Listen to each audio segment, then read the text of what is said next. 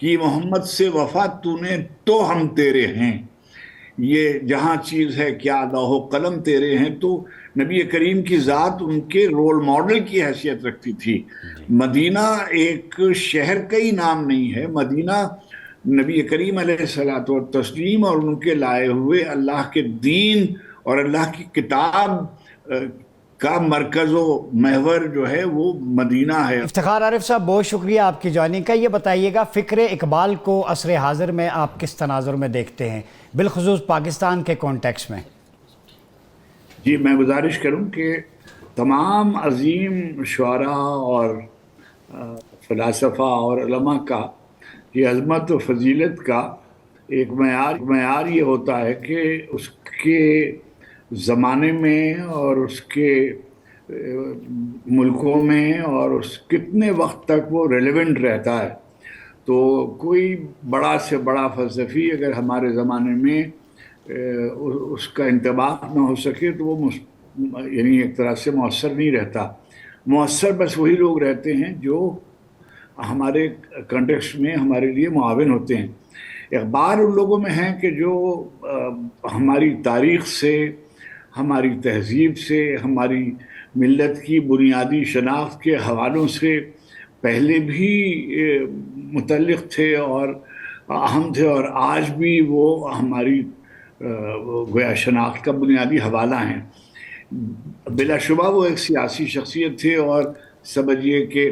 1877 سے اور 1938 تک کا زمانہ انہوں نے گزارا، مگر جتنے ریلیونٹ وہ پہلے ہمارے ہاں ایک تاریخی تناظر میں تھے، اتنے ہی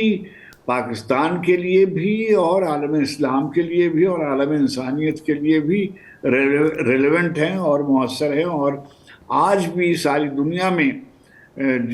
جب بھی اسلام کے سلسلے میں کوئی گفتگو ہوتی ہے، ملت اسلامیہ کی فکر کے بارے میں، اس کے پس منظر کے بارے میں، تو اقبال دو شخصیتیں ایسی ہیں کہ جو حوالے کے طور پر پیش کی جا رہی ہیں. ان کو جدید دنیا میں بھی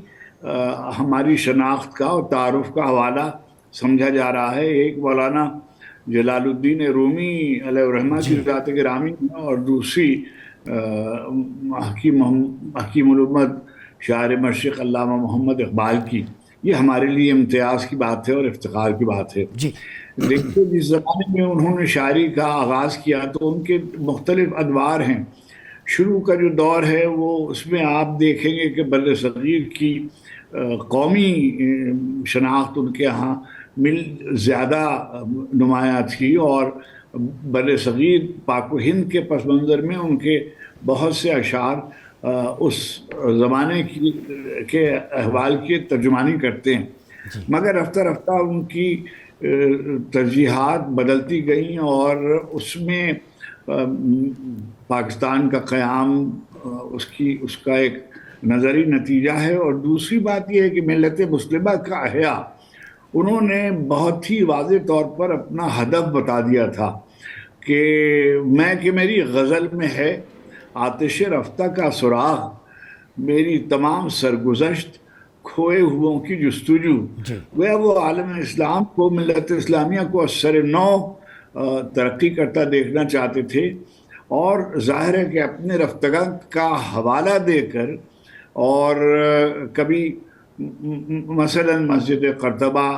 کی طرف جاتے ہیں اور شکوہ بغداد و غرناطہ کا ذکر کر کے وہ اپنے احوال کی طرف آتے ہیں، اور طلوع اسلام کے لیے بار بار اپنی فکر مندی کا اظہار کرتے ہیں کہ دیکھ چکا المنی شورش دین کنی ستنے نہ چھوڑے کہیں عہد و کوہن کے نشاں، چشم فرانسیس بھی دیکھ چکی انقلاب جس سے دگرگوں ہوئی مغربیوں کا جہاں، روح مسلمہ میں ہے آج وہی اضطراب، راز خدائی ہے یہ کہہ نہیں سکتی زباں. جی دیکھیے بحر کی تہ سے اچھلتا ہے کیا، گنبد نیلوفری رنگ بدلتا ہے کیا. بار بار وہ کہتے ہیں کہ آنکھ جو کچھ دیکھتی ہے لب پہ آ سکتا نہیں، میں حیرت ہوں کہ دنیا کیا سے کیا ہو جائے گی. جب اقبال لکھ رہے تھے، شعر لکھنا اور ریکنسٹرکشن کے حوالے آنے لگے تھے، اس زمانے میں پوری مسلم دنیا جو تھی اس کے بیشتر ممالک کسی نہ کسی نوآبادیاتی مملکت کے غلام تھے ایک طرح سے۔ نیل کے ساحل سے تابہ خاک کاشغر مسلمانوں کی حالت دگرگوں تھی، اور وہ آزادی کی جد و جہد کر رہے تھے، اپنے حقوق کی جد و جہد کر رہے تھے، اور اقبال نے اس کا جائزہ لیا اور اس پہ گفتگو کی، اور اس کا دارو بھی بتایا، اور اس کا دارو یہ تھا کہ آپ کو اپنی شناخت کے بنیادی حوالوں کی طرف جانا ہوگا، جی دین کی اچھا، طرف جانا اسی کو ایڈ کر لیں اگر افتخار عارف صاحب، یہ بتائیں کہ اقبال نے جہاں کہا کہ خیرہ نہ کر سکا مجھے جلوہ دانش فرنگ، سرما ہے میری آنکھ کا خاک مدینہ و نجف، یہ خاک مدینہ و نجف کس کانٹیکسٹ میں اقبال نے اپنی تہذیب و ثقافت کو جو ہے نوجوانوں کو اس سے ریکنیکٹ کرنے کی بات کی ہے؟ آپ کیا دیکھتے ہیں؟ جی، میں گزارش کروں کہ جو دو باتیں ہیں، اقبال عصر حاضر کے ان مسلمان مفکروں میں تھے جنہوں نے یعنی مدرسوں میں بیٹھ کر فتوے نہیں دیے تھے، بلکہ انہوں نے مغرب کا اور مشرق کا مطالعہ کیا ہوا تھا، اس میں زندگی بسر کی ہوئی تھی، فلسفہ مغرب سے بھی واقف تھے، اور مشرقی گویا فلسفے اور فکر اور ہمت کے جو سرچشمے تھے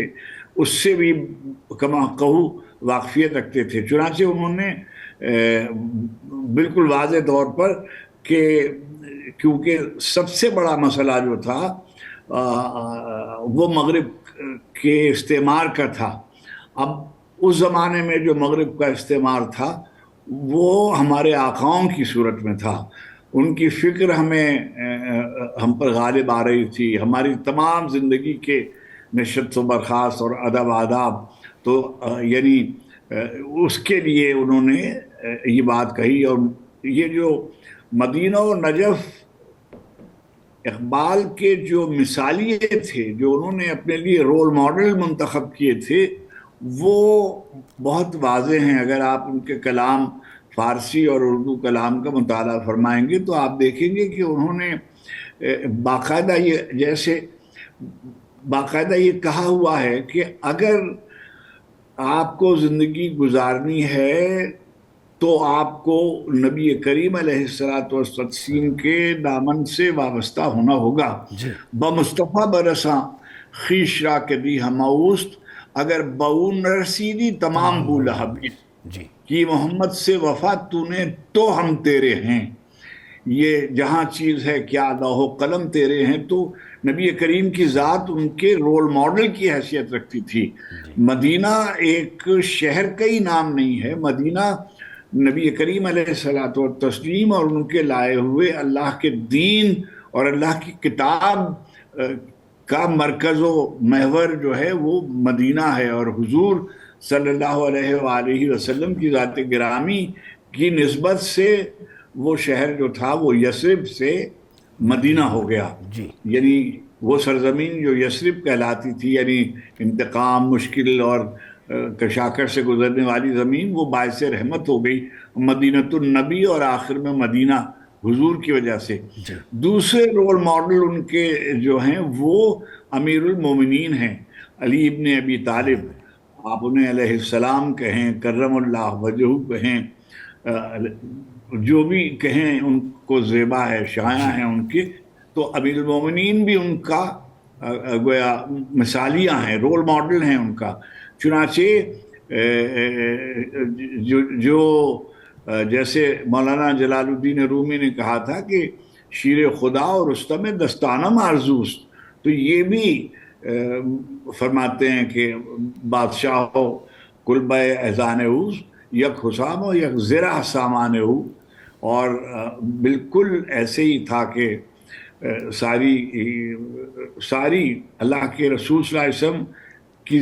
حیات طیبہ کو دیکھیے، اور آپ دیکھیں گے کہ دعوت ذی العشیرہ سے لے کر